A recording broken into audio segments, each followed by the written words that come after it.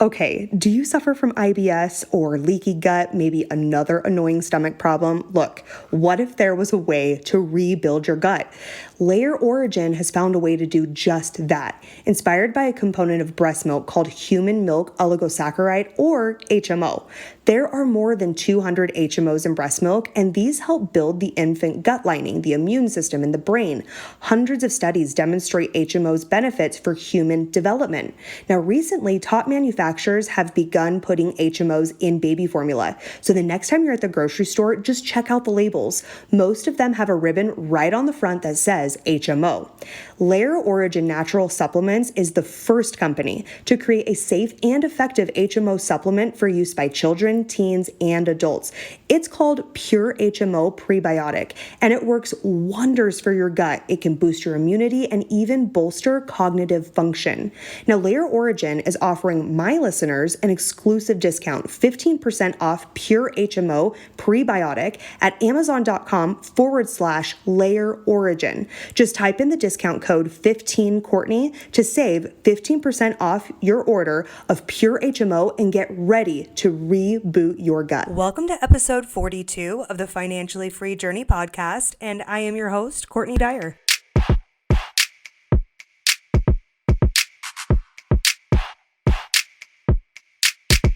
Well, what's up, everybody, and welcome to the Financially Free Journey podcast, where I aim to dispel the seemingly complex topic of personal finances, money management, debt, savings, investing, and even retirement. And this podcast is designed to help you feel empowered by increasing your knowledge so you can flex your money muscles. Okay, today is a very exciting episode that we have planned for all of you, and it's actually a topic that surprisingly, we haven't covered yet on this podcast. Student loans in our country is a huge problem. It's a big problem. And the student loan process is complex, it's complicated, and seemingly sometimes on purpose. And get this, over 42 million people in the United States have student loan debt, and on average, around 30 grand of debt by the time that they graduate college. And with the average starting salary for a college grad just being barely above $50,000 a year, student loan debt is steep and it weighs heavily on many people's minds. So the status of federal student loans has it's alleviated student loan payments, and the Secretary of Education actually directed the Office of Federal Student Aid to set the interest rate at 0%. But that current Trump directive holds until December 31st of this year, and a lot of people are speculating as to how long that directive will continue to extend. So depending on the pandemic, our economy, and of course what our president-elect will do. But as always, good things must come to an end, including the freeze on repaying your student loans. And that's where my guest for today's episode comes in. So Travis Hornsby is the creator of the Student Loan Planner, and Travis's company has consulted on over, get this, 1.1 billion in student loans and has found 214 million in student loan savings for their clients. Those are huge numbers. And Travis started his company in 2016 after helping his wife and her friends figure out their six-figure student loan debt. And Travis and his company, they really have a passion for helping you conquer your student loan debt and its hold on your life and mental energy. So welcome, Travis. Great to be here. Thanks for having me, Courtney. So where are you joining us from today? St. Louis, Missouri. Missouri. Is it cold yet? It snowed this morning, so I would have to say yes. Well, lucky you. You're getting into the season, right, with the amazing weather. So I first want to just start out by asking you a little bit more about your relationship with student loans and how that really inspired you to start your company. You know, I had no relationship to student loans because I was extremely lucky. So I grew up in a state named Florida, and Florida, despite having 13-foot alligators and, lots of, very old people, I guess, also has a really good deal for public education, for higher education. So you have this program where you can go to college basically for free, at least when I went, if you had a certain score in the SAT, and then you could also do prepaid tuition. And so I stacked those two things, and I ended up actually getting paid to go to college, which is very unusual. Yeah, so I was very, very lucky in that regard.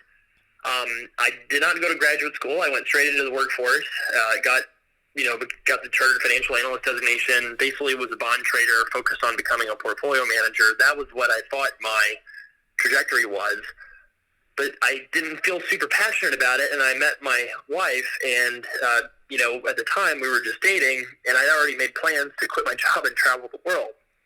So I did that and played around with, different models of student loans and things like that just for fun while I was traveling. I'm kind of a weird person. And then eventually started helping her and her friends kind of understand all the different complex student loan options that existed. And that's how Student Loan Planner started. And then, kind of one thing led to another. We started advising people. Their friends started telling people. We started writing blog posts about student loans and how to pay them back. And that's what really caused this company to grow, is just a passion for the student loan borrower to help that person live their best life, regardless of however much debt they have, be it $50,000 or $500,000. Right. Right. And the amounts can vary so much depending on what you went to school for. But the concept is still the same. The student loan amount that a lot of people graduate with is steep in comparison to that starting salary. And so it really is a complex subject. And I think it weighs heavily on a lot of individuals' minds when they're thinking about their financial health and well-being and really planning out their future. Oh, yeah, definitely. I think that if you think about the typical student loan debt, $35,000 or so, that's a very misleading number. And the reason is because an average kind of hides a lot of different things. There's a lot of people that go to trade school and drop out that owe $10K and have their credit wrecked. Right. Low income people, that's a big problem. Most of the defaults in America are really quite solvable if we did the $10K of student debt cancellation, especially if we focused it on people that went to a lot of these for-profit colleges and things like that. That would be tremendously helpful.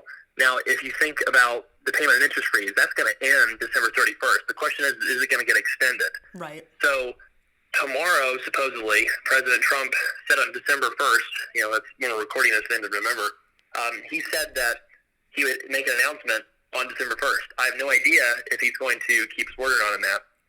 But if he does not extend the payment and interest freeze, which it seems maybe that he won't, payments and interest would start again January 1st. And then President-elect Joe Biden would have a decision to make January 20th. Do I start that payment and interest freeze again? Now, the question is that payment and interest freeze authority even legal? Right. There's actually debate as to whether or not that was even a legal action. So, because Congress is supposed to determine, power of the purse, right? Absolutely. Not the president. Right. So anyways, what does that mean for your listener? I mean, if you have some federal student loans, pay attention, because the interest rates to refinance them are near all-time lows, probably at all-time lows, depending on what kind of, term length you're talking about. Right. And you do not want to lose out on that opportunity. That's one big thing that our site does, is get people the best cash bonuses anywhere in addition to the lower interest rate. So that's kind of our model, is sort of a lower commission model, so we can offer bigger discounts on refinancing, where you get paid to refinance instead of having to pay to refinance like you would with a mortgage. Absolutely. It's a little bit in reverse. So that's really a good thing if you need to pay your loans back, is, you can go to studentloanplanner.com or some other place and refinance and get a really good cash bonus and get a lower interest rate. Now, the other thing we do that I would almost argue is more important is, what about that social worker that works part-time and has $150,000 of student loan debt but makes $25,000 a year? Right. How can that person survive financially, right?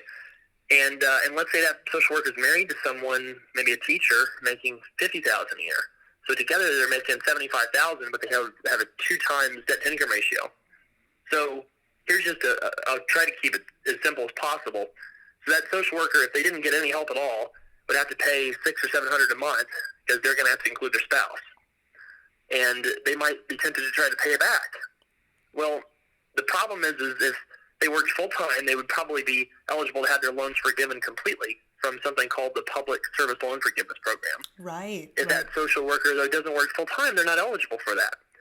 And so instead of, just paying the $700 or having that typical, I have to pay my debt no matter what kind of approach, what that social worker could do instead is file taxes separately instead of jointly.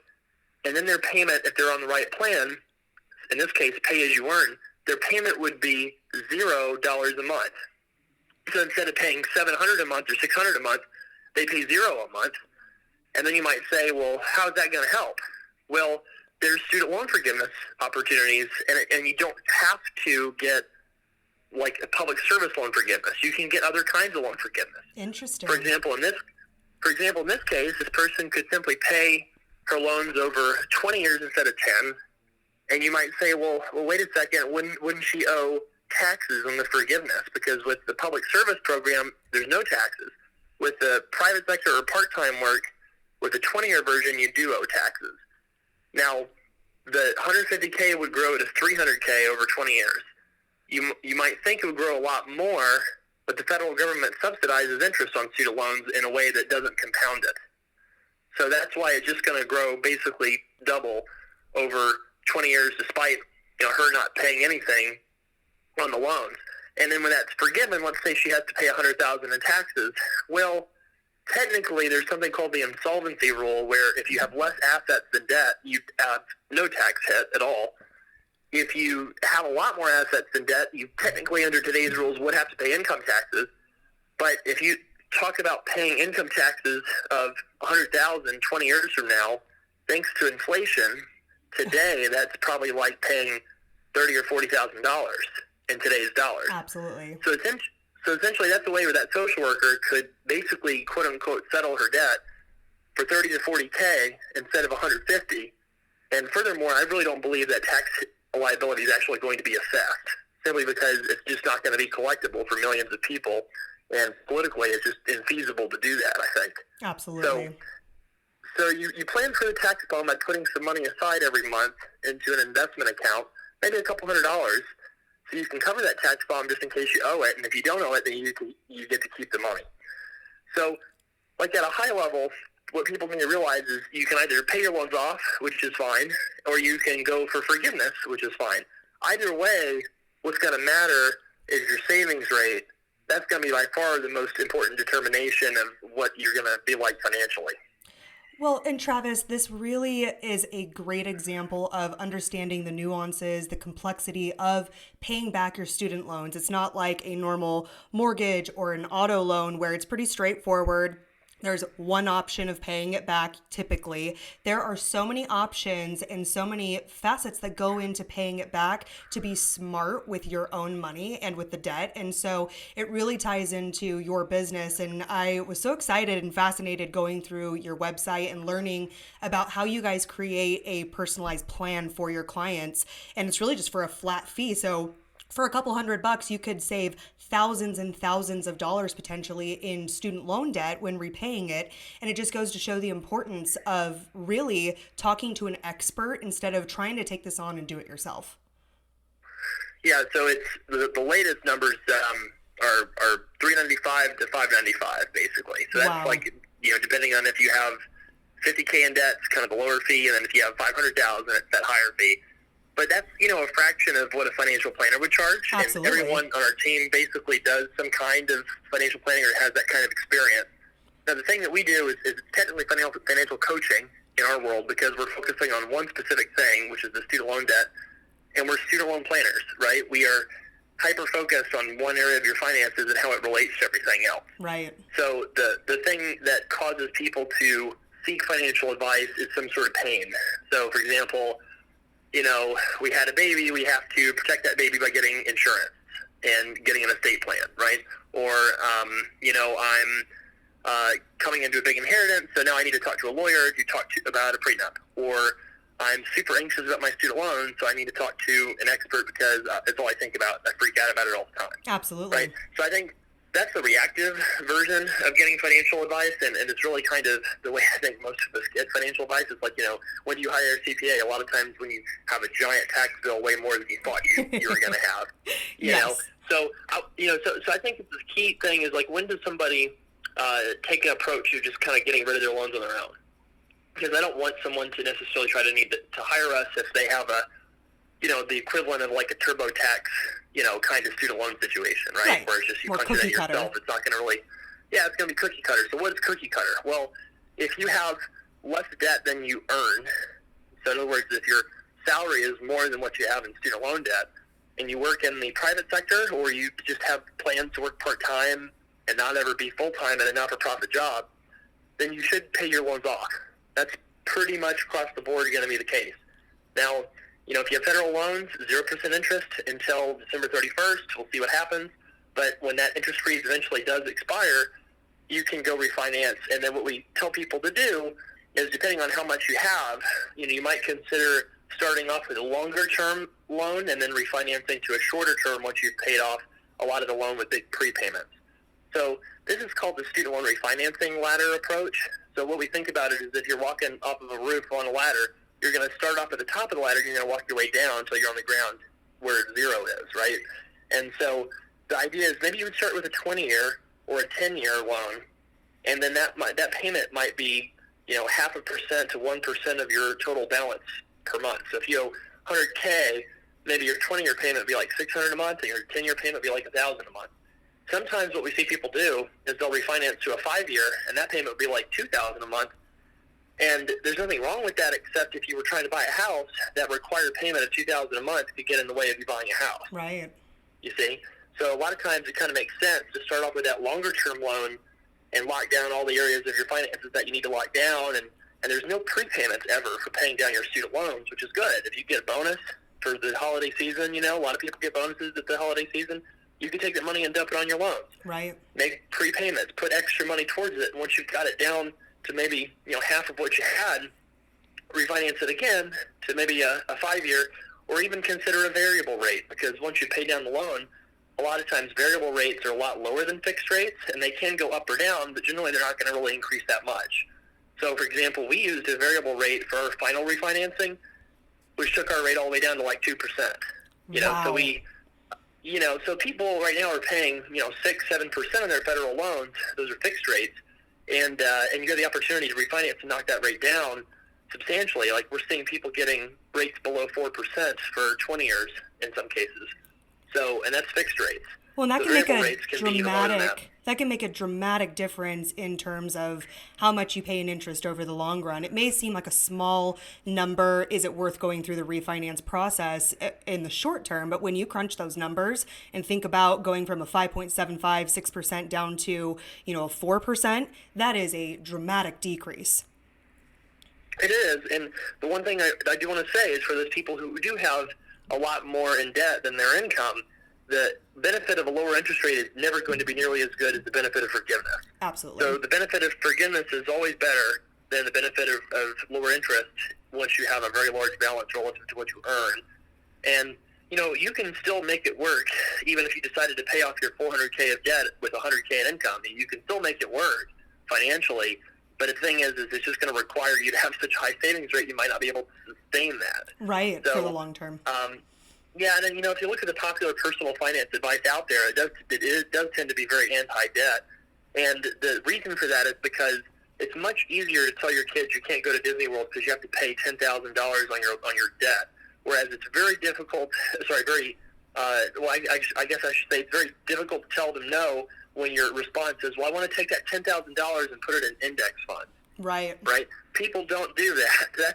That's not a thing that generally happens. If the money's there, and not required to be spent on something, people tend to spend it. Well, we're in a spending culture. We are a spending culture, right? So that's not what's ingrained in us, is to save or put it into index funds or to dump it on our debt. It's to spend it and take them to Disneyland.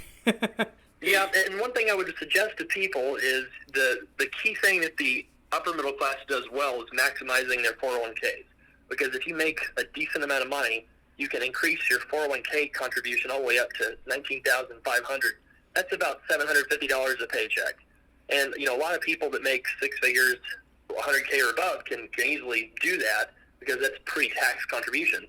Where people don't become successful with their investing is when they have to go out and do a brokerage account. So a brokerage account is basically a taxable account where you can do it on your own. You can invest, at Betterment or Schwab or TD Ameritrade or Vanguard or Fidelity, whatever. And that's something that you do outside of your employer on your own terms. And so I would suggest everyone start with 5% of your retirement to your 401k, and do $100 a month to a brokerage account and set it up at one of those places that I mentioned. So and make that an automatic thing. So if you have your retirement and your brokerage account going, you'll remember that eventually the goal is that you need to be doing more than just your retirement account. Because if you just do your retirement account, you're not going to be financially free until 60. Right, So because that's of what I those want tax people penalties. to know. Yep. Yeah, exactly. So yeah, open the brokerage account today, and $100 a month might not feel like a lot, but the most important thing is having that behavior develop. That's what we really care about. Absolutely. Absolutely. And I like that you mentioned too that we want it to be automatic, because a lot of times when we have to manually save, and what I mean is every paycheck you have to make that mental decision to save money, right? You're trusting yourself every 2 weeks to make the right decision and save. Sometimes that becomes hard and we don't consistently do that. So if it's out of sight, out of mind, and it's automatic from your paycheck to your 401k, pre-tax contributions, of course, if you're doing a traditional 401k, or even going into your brokerage account. And that one, of course, is we know that you're going to have to pay taxes, but you're setting yourself up to be financially independent prior to the age of being able to really tap into that 401k for your retirement. So some really great points there. And it makes me want to pivot, Travis, and I want to it may be a mute question, but I want to get your thoughts here. Do you think that the United States is really in a crisis when it comes to student loans? Because, I talk to a lot of people who have student loan debt, and a lot of times they're ashamed of the amount of student loans that they have, especially the millennial generation, because really we are the generation of student loan debt. And so I think a lot of people feel alone and intimidated about their student loans. So do you think that this is a widespread crisis in the United States? And if so, why do you think that is? I don't think it's a crisis necessarily. I think it's a ticking time bomb. Right. So a crisis, to me, implies something that's immediately tomorrow going to cause this cratering in the economy, and that's just not the case. Like, would you call Medicare and Medicaid and Social Security being so underfunded a crisis? I don't know if it's a crisis. It's a ticking time bomb. In 20, 30 years, it's going to be cataclysmic. Right. But it's not going to be a problem tomorrow. And so how do you fix it? Well, the problem with the student loan system in America is there's absolutely no regulation on the universities whatsoever. So, for example, NYU Dental School, currently we're projecting this to be the first degree program in the United States to cost more than $700,000. Wow. So $700,000 is something that the federal government will literally give you in debt, and you can take out that amount total, and your graduating first-year income averages $120,000. Oh my gosh. So if you look at the after-tax income of what graduates have on average, and then you look at the 10-year debt service requirements, the 10-year debt service requirements are more than the entire earnings for your first year. So that kind of cost for a degree ought to be illegal to finance.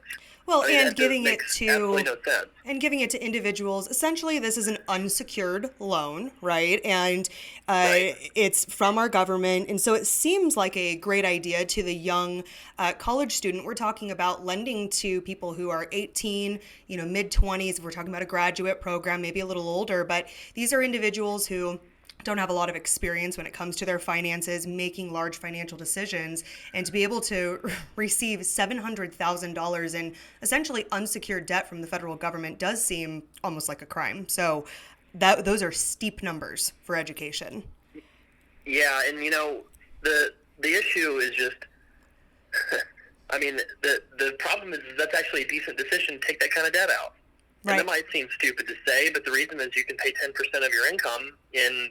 You pay 10% if it's $100K or $700K, and the schools know that. Right. So you're going to see the total debt in America for student debt continue to explode much faster than the rate of inflation, just because the universities raise their tuition really rapidly to account for the fact that they can get as much money as they want, and they're taking this money and they're using it for long-term capital expenditures like buildings, stocking up their departmental reserves, putting money away for the eventual rainy day where they can't charge an unlimited amount of money.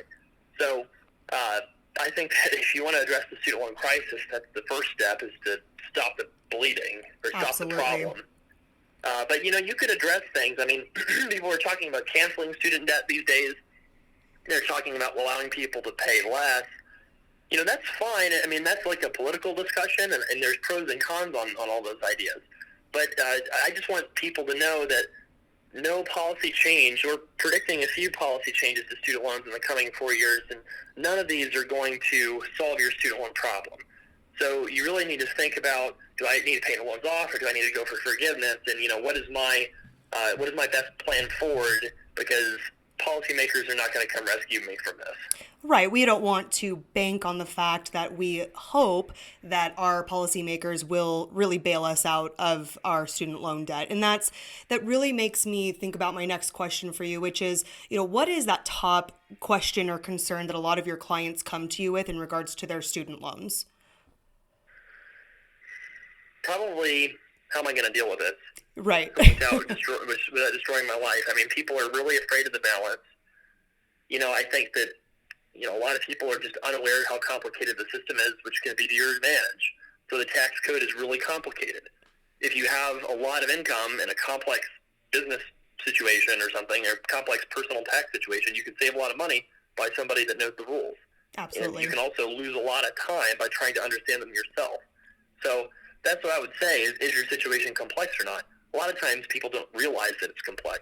So that's why I tell people, if you owe more than you earn, you probably need to get a student loan plan no matter what, because you don't know for sure if you should pay it off or go for forgiveness if you owe more debt than your income. And again, if you have less debt than your income and you're in the private sector, then fine, get a good emergency fund and apply to refinance and start paying it down. So I would say that's the main issue is people want to know what's the best plan to manage the debt, especially when it's really big. And from our experience, the reason we've saved the $214 million number that we have found in projected savings that you mentioned at the beginning of the podcast, that's not savings that people are projected to get already. That's what we found people. Right. So, I would say about 90% of people are missing at least one thing that they could do better and save a lot of money on their student loans. And that's just driven by the fact that the system is very complex. It is. It's so complex, as we did discuss it at the beginning, and sometimes seemingly on purpose for a lot of people because, again, it's not their area of expertise. Their area of expertise is what they went to school for, right? And so just like any other financial decision that you're making, you're going to want to go to a professional. And I love that rule of thumb. If you have more debt than what you make in a year's salary, that's a really good starting point to decide whether you should really bring a professional in and get their viewpoint and get a plan. And so I wanted to ask you what is your top piece of expert advice for the listeners that are tuning in today in regards to their own concerns about their student loan debt? My top piece of advice is figure out what you want to do and don't let the student debt stress you out. So nobody jumped off a bridge because they had to pay extra taxes. Student loan debt at its very worst is an extra tax. If you are paying 10% on your student loans, 10% of your income, that's like living in California instead of Texas. Great point. Because California charges 10% income tax, Texas charges 0. You don't see a bunch of people, you do see some people move away from California. The people that love California and enjoy California don't leave. In the same way, as long as you like your job, enjoy your job, you're essentially paying that premium because you have this amazing education and you're getting to be a professional and work with your brain instead of having to go outside and work with your hands and, rip up concrete or something like that. If you like that more than what you went to school for, then fine. You have that tax from going to school, and that's a little bit more, but it's not something that's life-destroying. And most people, I find, even when they have a lot of student debt, they enjoy what they do, or at least they like it okay. Because, it probably is a lot nicer job than what the average American can get without that education. So be happy with your decisions and don't feel guilt because there's always a way to make it better. Absolutely. If you feel true passion towards what you're doing, what you went to school for, that is such a great way to look at it. And I haven't thought about it from that perspective before. You're really paying a premium to be able to live your passion and do the work that makes you happy. And so what a great piece of advice, right? Let's have a little clarity around the bigger picture here. And then we figure out the semantics in regards to paying back the loan in the best way possible for your particular financial situation. So I love that, exactly. Travis. I love it. So guys, we're going to take a quick sponsor break, but don't go anywhere because when we go back, we are actually going to go into a discussion around our new president-elect and how Biden could potentially impact your student loan debt. So don't go anywhere. I have spent hundreds of hours creating and perfecting my simple and easy to understand system that will help you achieve your money goals and stay on track to achieving financial independence. After years of seeing people make the same money mistakes over and over, I knew that going back to the basics and creating a foolproof process to budgeting was absolutely needed. I'm excited to share with you my new online course. It's called Budgeting Basics, and in the course, I have laid out the lessons in a simple and easy to understand format, as well as all of the tools and resources you need to take immediate action on the information that you've learned. It's one thing to know what you need to do, but it's another thing to know how to do it. And this course is going to help you do just that. You're going to learn the what and the how. I even provide you with accountability measures to ensure that you actually get everything that you need out of this course. So go check it out at achieveyourmoneygoals.com and start taking action today. Okay, welcome back, everybody. So just to recap, we have covered a lot about student loan debt, really including those top questions most borrowers have, and Travis's top piece of expert advice, which is really don't, be stressed out. Really have peace of mind around going to school for your passion, and you're really paying a premium, which is your student loans, and really to get that expert advice when it comes to paying back your student loans. And I want to now steer the conversation to a broader discussion around the future of student loan debt in our country. And with the recent election, there is a lot of anticipation and questions around what our president-elect is planning for the future of student loan borrowers. So, Travis, I recently listened to an episode on your podcast, which is called The Student Loan Planner. And guys, if you haven't checked out Travis's podcast yet, make sure that you go check out the show and listen to the episode called What President Biden Might Do to Student Loans, because there is a ton of insight in that episode, and it's really going to help clarify the potential future of student loan debt in this country. But I found it interesting that you guys discussed, I believe it was 7 potential changes in student loan policy in our country based off of Biden's stance and the propositions of those in the Democratic Party. So can you just give us a condensed synopsis of those 7 potential policy changes? Sure. So number 1 is expanding student loan forgiveness programs. 2 is allowing bankruptcy discharge. 3 is reducing what people pay on their income-based plans. 4 is increasing Pell Grants and making public college free. 5 is eliminating taxes on forgiven student loans. 6 is forgiving undergrad student loan debt for people that went to public colleges. And then 7 is forgiving $10K of student loan debt or canceling $10K of student loan debt for all Americans. So of the 7, I'll just explain what those mean. So the first one, expanding student loan forgiveness. So he wants to make a 5-year program for PSLF where people get $10K forgiven per year. He also wants it to be easier for people to get access to PSLF, all those things. That's not possible with the Republican Congress, or with the Republican Senate, I should say. Probably not possible if Democrats win both of those 2 Senate seats in January, because the 50th senator is Senator Joe Manchin, who comes from West Virginia. West Virginia is only 17% of people have a 4-year degree in West Virginia. That's not a state that you want to be seen as being super friendly towards people with lots of education when you're not doing everything for the working person, man or woman, right? So we think that a lot of these things legislatively, Biden's not going to be able to accomplish, at least in the first 2 years. Now, bankruptcy discharge, that could be something, maybe. That's number 2. Again, though, would require a lot of legislative changes. Not so sure that could happen. Number 3 is reducing what people pay on income-driven repayment plans. Again, we don't think that that's possible without Congress getting involved. Same for number 4, increasing Pell Grants and making public college free. Not going to happen. Maybe increase in Pell Grants potentially, but there's zero chance that a Republican Senate or a narrow Democratic Senate would go with that, I think. Number 5, eliminating taxes on forgiven student loans. That perhaps is possibly the most likely thing that could change. You could see President-elect Biden trying to do an executive order for that, maybe, and perhaps that's legal, perhaps it's not. I'm not sure. A lot of these executive orders, I think, if you want to get a preview for the next 2 years, nothing's going to get done. President Biden's going to try to do an executive order. That executive order is going to get challenged in the courts, and it's going to get appealed up to the Supreme Court, and the Supreme Court will make the decision. I think that you're going to see that probably over and over again, not just on student loans, but on all kinds of stuff. Right. So number 6 and 7, forgiving undergrad debt for public colleges, that's not going to happen because you need, Senate approval for that. Number 7 is forgive and cancel $10K of student loan debt. So that one, I think President-elect Biden would try to use an executive order to maybe potentially try to do that.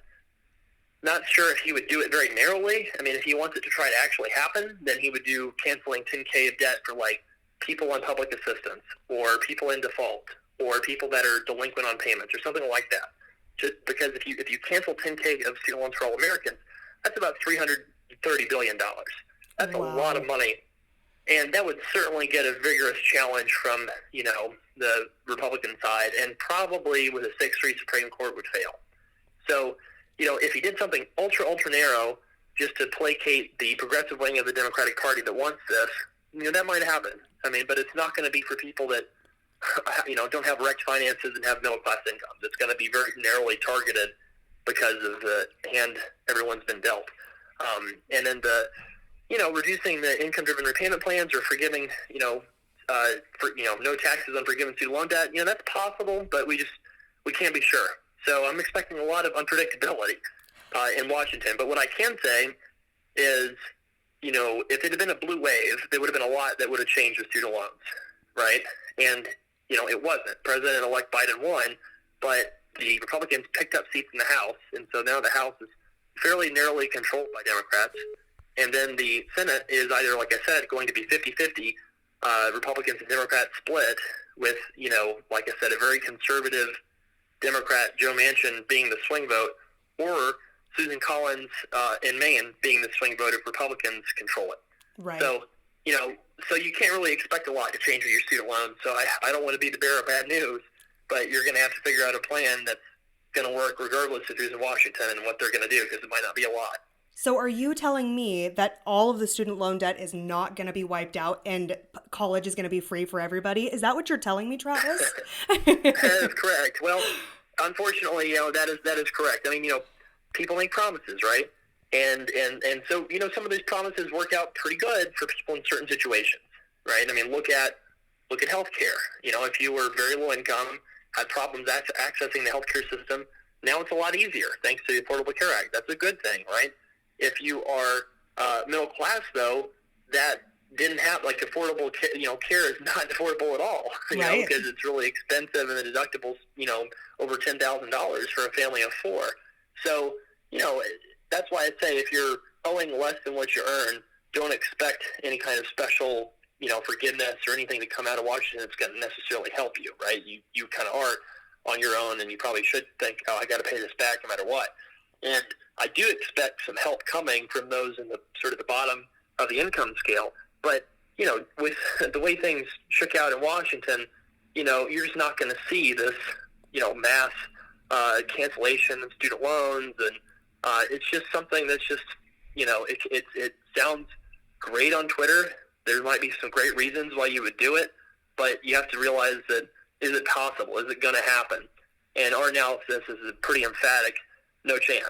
Yeah, is it economically feasible? And you have to think about the bigger picture in regards to if it was wiped out and there wasn't any more student loan debt, well, where are we going to make up for that as a country? Is it through taxes or, so we have to really think about the feasibility, as you've said, to wiping out the student loan debt or making college free. And so really using that rule of thumb, if you owe more than you make, then, get a plan, make a plan.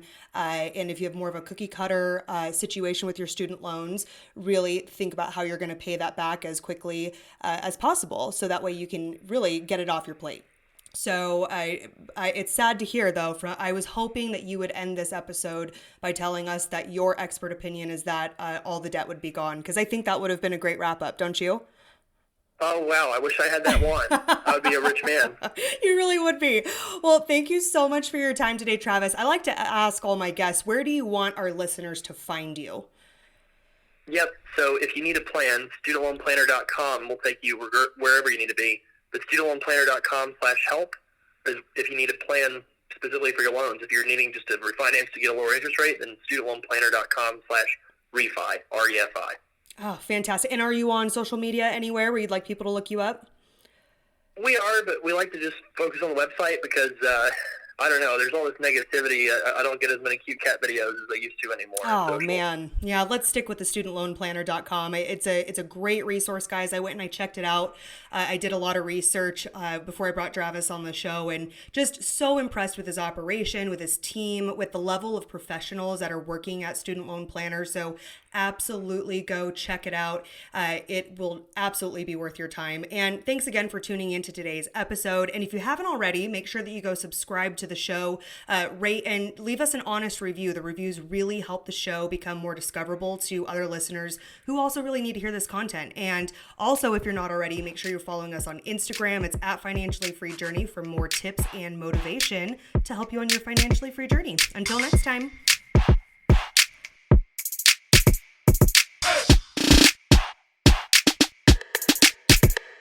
Hey, before you go, have you checked out my online course yet? If you want to eliminate debt, build up income, and know how much money you need exactly to retire, make sure you head over to www.achieveyourmoneygoals.com to take action today.